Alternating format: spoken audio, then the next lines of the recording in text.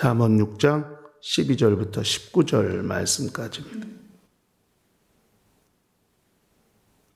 불량하고 악한 자는 그 행동에 괴율한 입을 벌리며 눈짓을 하며 발로 뜻을 보이며 손가락질로 알게 하며 그 마음에 패역을 품으며 항상 악을 꾀하여 다툼을 일으키는 자라. 그러므로 그 재앙이 갑자기 임한 즉 도움을 얻지 못하고 당장에 패망하리라. 여호와의 미워하시는 것 곧 그 마음에 싫어하시는 것이 육칠을 가지니 곧 교만한 눈과 거짓된 이와 무죄한 자의 피를 흘리는 손, 악한 계교를 꾀하는 마음과 빨리 악으로 달려가는 발과 거짓을 말하는 망령된 증인과 및 형제 사이를 이간하는 자니라. 아멘. 우리 신앙생활을 하나님을 기쁘시게 하는 삶을 말하는 것입니다. 이 세상에서 하나님을 기쁘시게 하는 삶을 살 수 있는 사람들은 오직 신앙인들밖에 없습니다.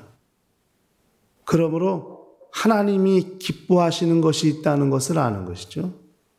그러니까 하나님은 인격이 하나님이시기 때문에 기뻐하시는 것도 있고 즐거워하시는 것도 있고 또 반대로 싫어하시는 것도 있고 미워하시는 것도 있는 거예요.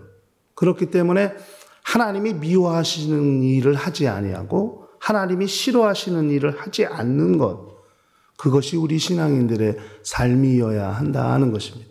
그러므로 하나님을 기쁘시게 하는 것만큼 우리 신앙인들의 최우선 순위는 없는 것이죠. 하나님이 미워하시면, 하나님이 싫어하시면 그 결과는 참담하기 때문입니다.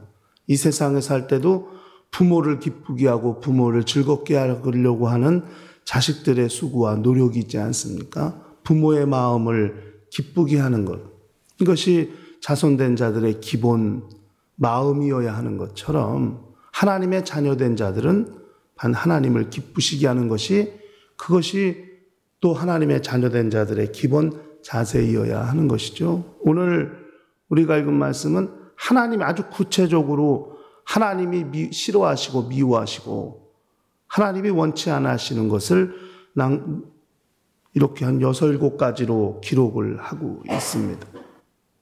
하나님이 미워하시는 것, 하나님이 싫어하시는 것. 미워하다는 말이 이게 구역질나다는 의미거든요. 그러니까 하나님이 그만큼 미워하신다는 것. 또 하나님이 싫어하신다는 것은 증오하다는 말이거든요. 하나님이 증오하시는 것만큼 싫어하시는 것이 있다는 거예요. 사람도 미워하고 증오하는 것 하지 않지 않습니까? 아내가 싫어하는 것, 남편이 싫어하는 것, 미워하는 것, 그 일부러 골라 하지 않습니다. 이왕이면 하지 않으려고 하는 것이죠. 그것이 사람에 대한 예의고 사람에 대한 도리인 것처럼 하나님께서도 구역질날 만큼 미워하시고 증오하실 만큼 싫어하시는 것이 있다는 거예요. 인간의 삶 가운데. 그것이 6, 7가지로 기록하고 있습니다. 교만한 눈부터 형제를 이간하는 자까지. 근데 6, 7가지를 보니까요, 물론 19절에 거짓을 말하는 망령된 증언 및 또 형제를 이간하는 자라고 해서 같이 볼 수도 있겠습니다만은 따로 본다고 하면은 참 재미있는 그래프가 나올 수 있습니다. 교만한 눈, 그 다음에 이간하는 자. 재미있는 것은 교만이라고 하는 것은 하나님과 자기를 나누는 거 아니겠습니까? 하나님과 나 사이에 무엇이 장벽이 되고 무엇이 틈이 생기게 되나. 결국 교만이라는 것은 하나님과 자신을 갈라놓고 하나님과 자기를 멀어지게 만드는 최고의 것 중에 하나죠. 하나님이 가장 미워하시고 가장 싫어하시는 것이 교만 아닙니까? 천사도 하늘에서 결국 교만 때문에 딱 이 음부로 추락하게 되고요. 그런데 사람과 사람을 나누게 하는 것은 이간이에요. 그러니까 천사가 자기와 교만으로 자기와 하나님 사이를 멀어지게 하더니 나중에는 마귀 디아볼로스, 이간하는 자로서 역사를 지금까지도 쉬지 않게 그 역사를 이어오고 있지 않습니까? 이간, 그것이 마귀의 가장 큰 속성 중에 하나이죠. 그것처럼 교만은 하나님과 자기를 멀어지게 하지만 이간은 사람과 사람을 갈라놓게 만드는 것입니다. 그럼 하나님과 자기를 멀어지게 만든 속성이 남들에게, 다른 존재들에게 영향을 미치게 되면 또 그 존재들 사이를 갈라놓고 이간하는 거예요. 그러니까 여기 이간이라는 말이 다투는 것. 형제와 형제를 어떻게 이간하나? 형제와 형제를 다투게 함으로써 이간시키는 거예요. 이간하다는 말이 다투게 하다는 뜻이거든요. 그 다음에 재밌는 것은 거짓된 혀. 그 다음에 6번은 거짓을 말하는 망령된 증언. 다 입으로 하는 것이죠. 거짓된 혀.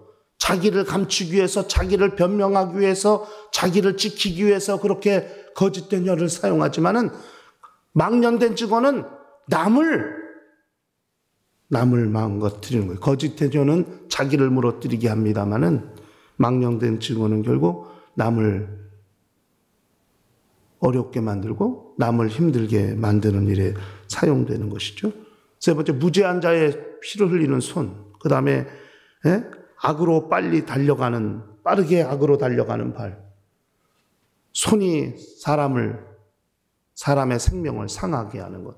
그냥 자기가 하는 것. 그러나 빠르게 악으로 달려가는 발은 자기를 포함해서 그 모든 무리들을 그렇게 이끌고 가고 그렇게 끌고 내려갈 수 있다는 것에서는 또 큰 차이가 있습니다. 그러니까 앞에 세 가지는 자기와 관련되는 것이고 뒤에 세 가지는 남과 관련돼서 일어나는 일일진데 결국 그 모든 것이 네 번째에 달려있는 것이죠. 악한 계교를 꾀하는 마음에 의해서 그 모든 일이 진행되는 거예요.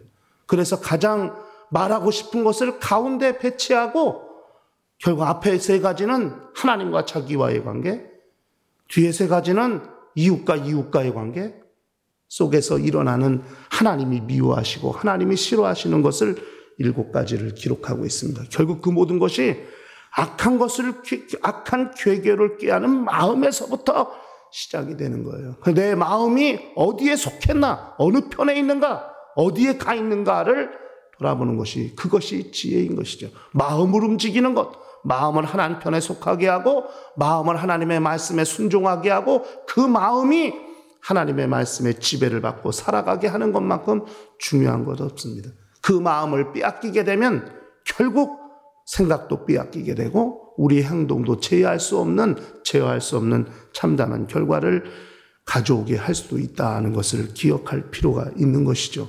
그 마음 때문에 결국 하나님과 자기 사이가 멀어지고 그 마음 때문에 남과 남을, 다른 사람들을 향하여 일어나는 일도 참남하게 된다는 사실을 성경은 기록하고 있습니다. 그러므로 하나님이 미워하시고 하나님이 싫어하시는 것은 우리의 삶 가운데도 결국 내게, 내 가정에, 내가 사는 삶의 영역에 그런 것들이 발 붙이지 못하도록, 발을 들여놓지 못하도록 하는 것이 지혜라는 것을 기억하시고 우리 모두가 다 일평생 하나님을 기쁘시게 하는 것, 그분이 소원하시고 그분이 기대하시고 그분이 원하시는 것들을 감당하는 것, 그것을 행하는 것이 우리의 영적 생활임을 기억하시고 일평생 하나님을 기쁘시게 하는 거룩한 영혼들이 다 될 수 있도록 하시기를 예수 이름으로 간절히 축원합니다. 다 같이 통성으로 기도하십니다.